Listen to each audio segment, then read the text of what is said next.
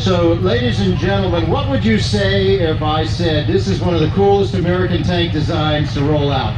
You're wrong. Said, oh, Richard's lost his board. The heat's gotten to him. Yeah, that's a Russian. An American tank. That's a Russian tank. Well, yes, it is. It's a T34 at 85, and we have two of them. And I love this tank. But I will stick by my claim that at least the suspension is American. It's Christian suspension. There was a gentleman named Walter Christie back in the 20s and 30s, and he had different ideas about tanks than what we were seeing in the early newsreel footage. Yep, Russian. The Americans designed the suspension, not the wheel.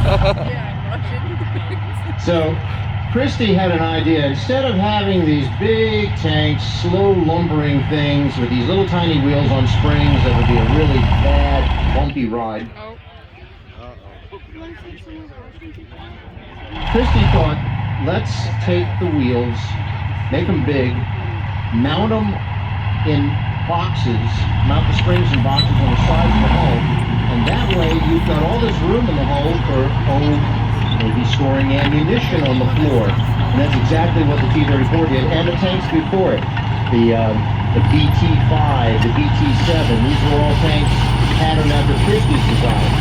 Now the U.S. Army looked at Christie's designs, and they frankly were not that impressed. And this is at a time when the cavalry thought, tanks are going to scare the horses, and why do we need all this?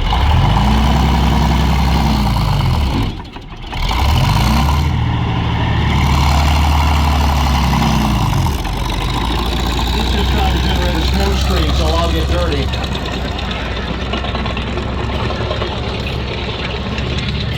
So again, I'll stick by my